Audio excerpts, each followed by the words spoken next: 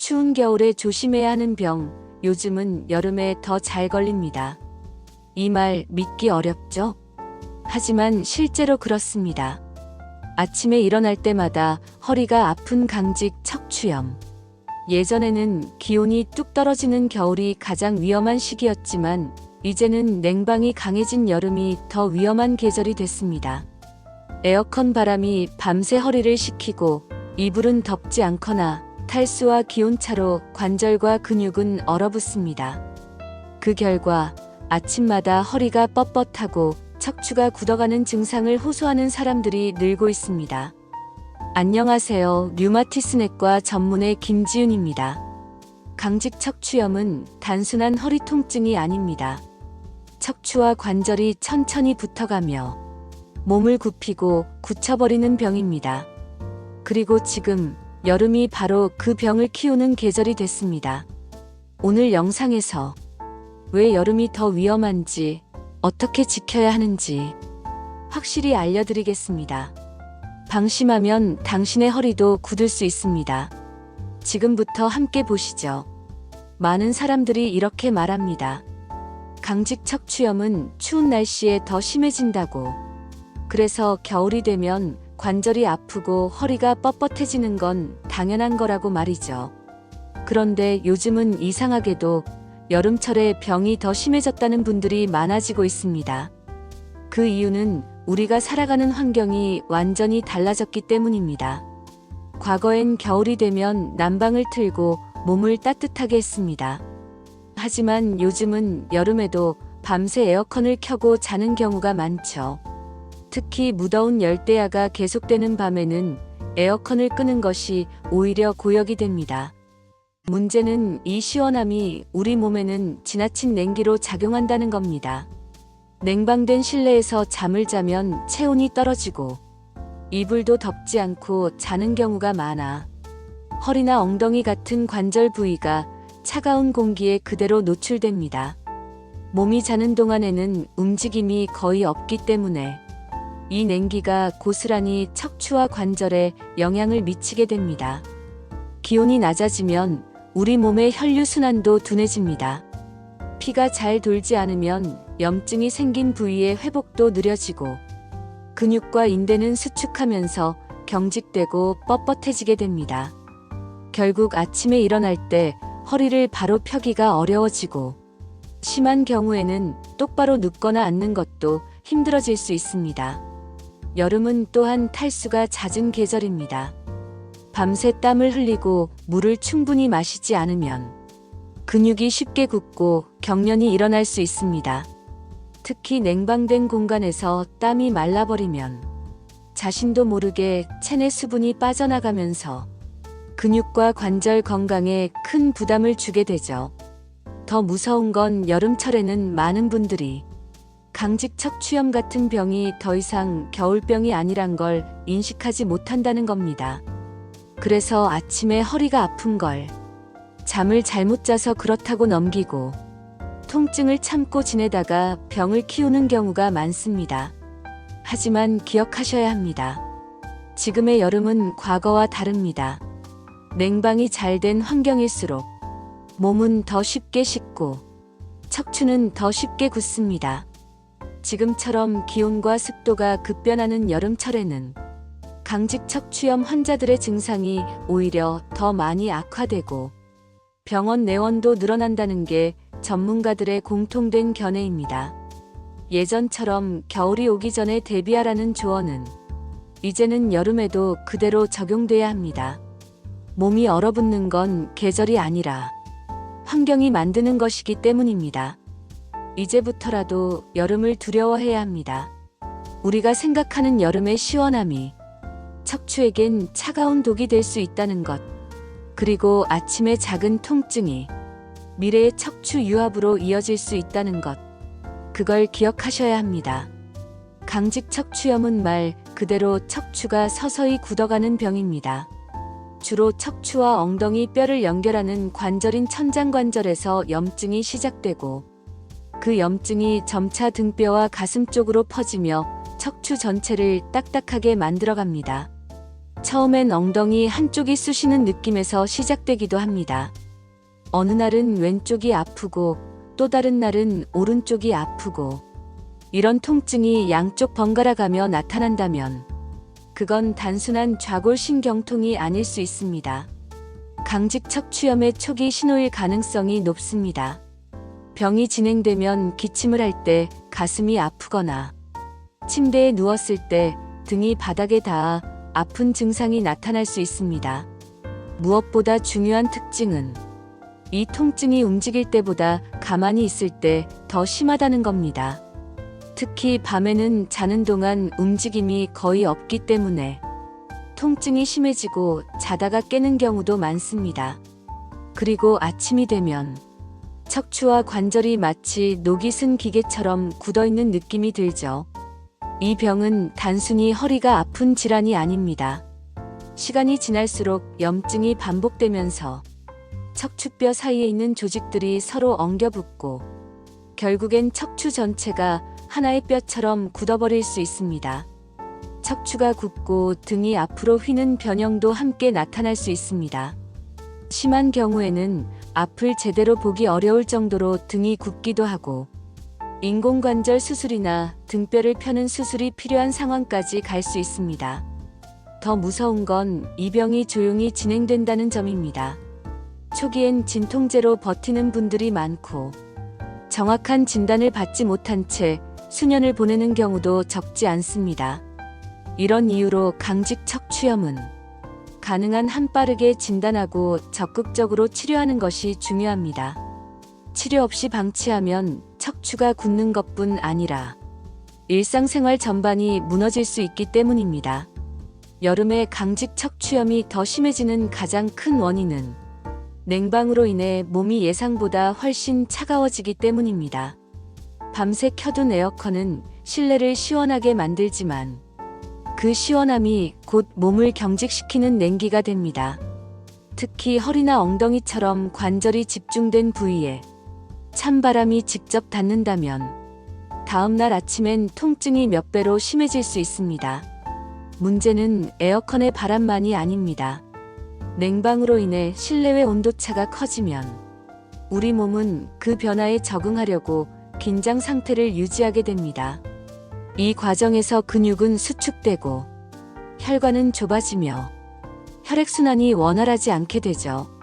또한 여름에는 땀을 많이 흘리게 되고 자신도 모르게 탈수 상태에 빠지는 경우가 많습니다.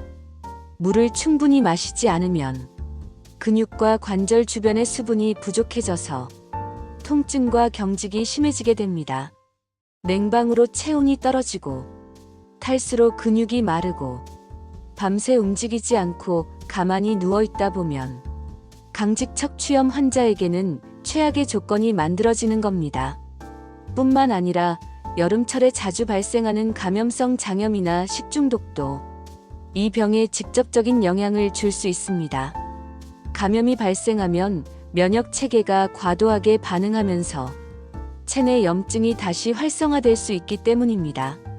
즉 여름이라는 계절 자체가 체온, 수분, 면역 등 강직 척추염에 영향을 미치는 모든 요소를 자극하는 셈입니다. 이렇게 보면 강직 척추염 환자에게 여름은 추운 겨울보다 훨씬 더 교묘하고 위험한 계절입니다. 겉으로는 따뜻하고 생기 넘치지만 그 안에는 냉기와 긴장이 숨어 있고 우리를 천천히 아프게 만들고 있습니다. 이제부터는 여름에도 겨울만큼 철저한 관리가 필요하다는 걸 잊지 말아야 합니다. 몸을 따뜻하게 하고 수분을 충분히 섭취하고 냉방 환경을 내 몸에 맞춰 조절하는 것이 병의 악화를 막는 가장 강력한 예방책이 됩니다. 강직 척추염은 단순히 약만으로 조절되는 병이 아닙니다. 특히 여름처럼 냉기와 탈수에 쉽게 노출되는 계절에는 생활 습관 하나하나가 병의 진행을 좌우하게 됩니다. 첫 번째는 에어컨 바람을 조절하는 겁니다. 찬바람이 허리나 엉덩이 부위에 직접 닿지 않도록 바람 방향을 벽이나 천장 쪽으로 돌리고 가능하면 간접 냉방을 이용하는 게 좋습니다. 밤에는 타이머를 설정해서 수면 중 냉방이 지나치지 않게 조절해 주세요. 두 번째는 얇은 이불을 꼭 덮는 습관입니다. 더워도 얇은 담요나 이불로 허리와 엉덩이 부위를 덮어주는 것이 관절 보호에 매우 중요합니다. 특히 잠든 동안 체온이 떨어지지 않게 하는 것이 핵심입니다. 세 번째는 수분 섭취입니다. 하루에 1.5리터에서 2리터 정도의 물을 나눠 마셔야 합니다. 갈증을 느낄 때만 마시는 게 아니라 시간을 정해두고 의식적으로 수분을 보충해야 근육과 관절에 필요한 수분이 유지됩니다. 네 번째는 아침 관리입니다. 아침에 일어났을 때 몸이 굳어 있으면 바로 움직이기보다 따뜻한 물로 샤워하거나 온찜질로 관절을 서서히 풀어주는 것이 좋습니다. 그 다음엔 가벼운 스트레칭으로 관절을 부드럽게 깨우는 과정이 필요합니다. 다섯 번째는 운동입니다. 너무 과한 운동은 오히려 해가 될 수 있기 때문에 고강도보다는 저강도 운동이 더 효과적입니다. 걷기나 수영처럼 관절에 부담을 주지 않으면서 지속적으로 움직일 수 있는 운동이 적합합니다. 운동 전엔 반드시 준비 운동을 통해 체온을 높이고 무리하지 않는 범위 내에서 점진적으로 움직임의 범위를 넓혀주는 방식이 좋습니다. 마지막으로는 감염 예방입니다. 여름철에는 음식물로 인한 설사나 장염이 자주 발생하는데 이런 감염이 체내 면역계를 자극하면 강직 척추염이 다시 악화될 수 있습니다. 음식 위생과 손 씻기, 냉장 보관 철저히 하기, 이런 기본적인 예방이 척추 건강까지 지켜준다는 사실을 기억해야 합니다.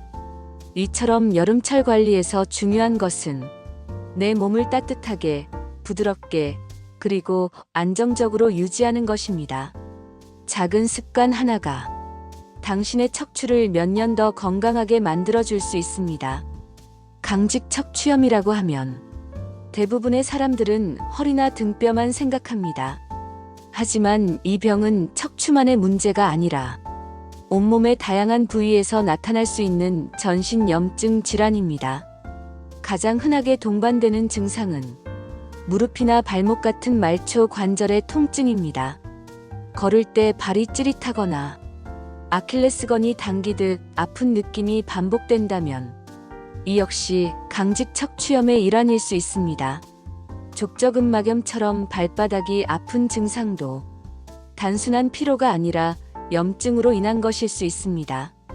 왜냐하면 이 병의 본질은 뼈와 힘줄이 만나는 부위에 염증이 생기는 것이기 때문입니다. 또한 눈에 염증이 생겨 포도막염으로 이어질 수도 있습니다. 갑자기 눈이 충혈되거나 빛을 볼 때 통증이 느껴진다면 안과 이상으로만 생각하지 말고 류마티스 전문의의 진단을 받아야 합니다. 장에도 영향을 줄 수 있습니다. 크론병이나 궤양성 대장염 같은 염증성 장질환이 강직 척추염 환자에게 함께 나타나는 경우도 있습니다. 복통이나 설사가 반복된다면 단순한 장 트러블로 넘겨선 안 됩니다. 심지어 심장에도 문제가 생길 수 있습니다. 대동맥판 기능 저하나 심장 판막 질환 같은 심혈관계 합병증이 동반되기도 하며 골다공증, 피부 건선, 콩팥 기능 이상까지 다양한 장기에 영향을 줄 수 있습니다. 또 하나 기억해야 할 건 이 병은 남성에게만 생기는 병이 아니라는 점입니다. 전체 환자의 약 30%는 여성이고 특히 여성은 초기 통증이 더 강하게 느껴지는 경우가 많습니다.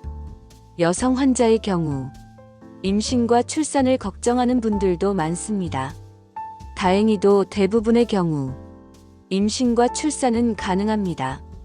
의료진과 함께 병의 상태를 조절하면서 안정적인 출산을 준비할 수 있습니다. 이 모든 걸 종합해보면 강직 척추염은 결코 가볍게 여길 병이 아닙니다. 허리가 아프다고 해서 무조건 디스크라고 생각하지 마시고 다른 증상들과 함께 나타난다면 반드시 전문의의 진단을 받아야 합니다. 초기에 잡지 않으면 척추가 굳고 전신이 차례로 아프기 시작합니다. 하지만 일찍 알고 꾸준히 관리하면 충분히 일상생활을 이어갈 수 있습니다. 당신의 건강을 지키는 첫걸음은 내 몸이 보내는 작은 신호를 놓치지 않는 것입니다. 지금까지 말씀드린 강직 척추염 이야기 어떻게 들으셨나요? 이 병은 단순한 허리 통증으로 시작되지만 알고 보면 척추가 굳어가고 전신이 아파지는 병입니다. 그리고 무엇보다 중요한 사실 하나. 예전에는 겨울철에 조심해야 했던 이 병이 이제는 여름에 더 악화된다는 것입니다. 냉방에 익숙해진 우리 삶. 밤새 틀어둔 에어컨. 덥지 않고 자는 이불.